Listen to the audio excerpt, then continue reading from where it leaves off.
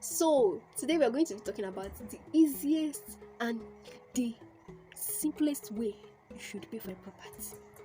That's what we are doing today. My name is Dosmu Temidayo, and here we do everything real estate, and I'm the lead consultant of T Properties. So stay tuned, bring out your pen and jotter, like I will always say, and get ready to jot down every point I'm going to share with you today.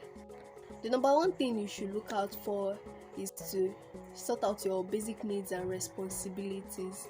So when you're maybe making about 500k per month, you first sort out, okay, my NEPA bill, if I remove the part payment for my electricity bill, the one I'm going to remove for this month, or if I'm removing this money for my rent, the money I'm meant to contribute for my rent from this month, if I'm to remove the food money, the children's school fees and all, if I'm to remove my normal savings money to how much do I have left. Let's say in the whole 500k you still have like 200 left that for saving or something you plan to invest or something you plan to save.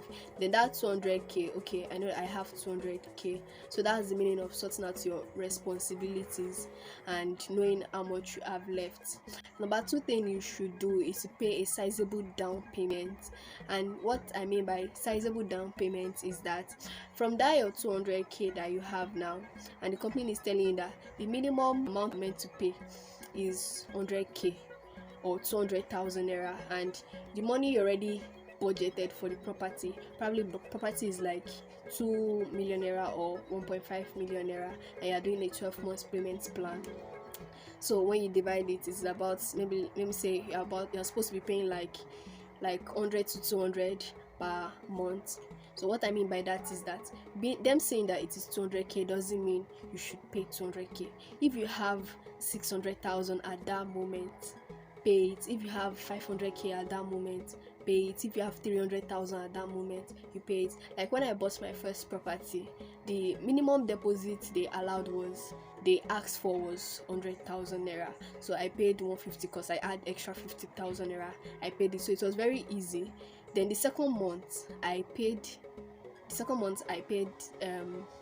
70k, I guess, which I was supposed to pay like 60,000 naira also. So the third month I was kind of like short of money, so I only paid like 50,000 naira to it.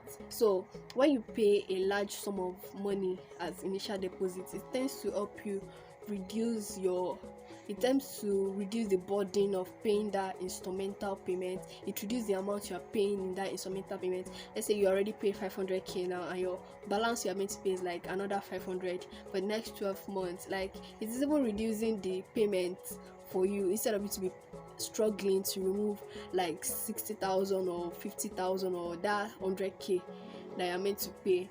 Then you can now, okay, you don't have up to 100k that month rather, then you pay your 60,000 naira that you have. So it's reduced the amount you are meant to be paying for instrumental payments. And the last thing you should also check out for is to know everything it will cost you, all the things you need to know about the hidden charges, the money for deed of assignment, the money for survey, the money for registered survey, the money you are going to use to develop the title, because you should always have that at the back of your mind. When you are buying a property, get ready to upgrade the title, because it's very, very good. It is your responsibility to increase the title, which I will be talking about in another video, but that's not what we are doing today. So know those things the company wants. Are you going to be paying any service fee? Are you going to repair anything in the house you are buying or in the land you are going to be paying money for one fencing or something? Are you going to be paying money for them to be cutting the grass per month?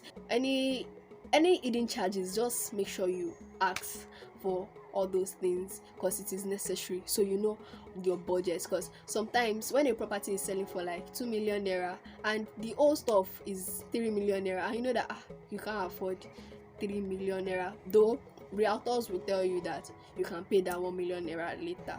But don't be too relaxed about it, because you need your allocation. Your allocation is important. Make sure you try to clear it at once. So if you know you can't afford your 3 million naira like that, you have 2.5, go for a property that you can pay that 2.5 at once. And like I said, if you are able to sort out your instrumental payments, it will be very, very easy for you to pay that 3 million naira.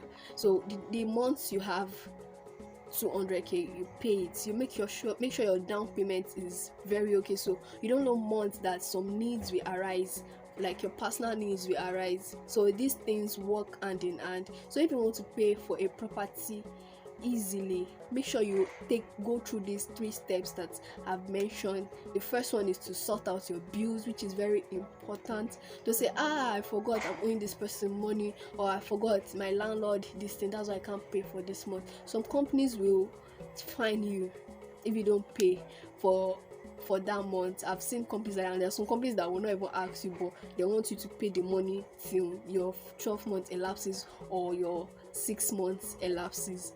And some companies, if you should miss 1 month like this, you are paying extra 50,000 or maybe 10% or 15%, but you will see everything in your contract of sales, which we have discussed in other videos. File your form very well, know everything, ask your realtor. Always work with a realtor, work with professionals, work with people that will give you in-depth knowledge of what you need to reduce the risks of any issue in future.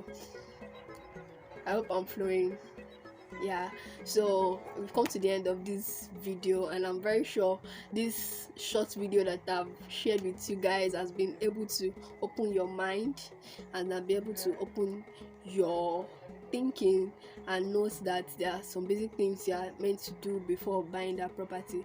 Don't rush, calm down.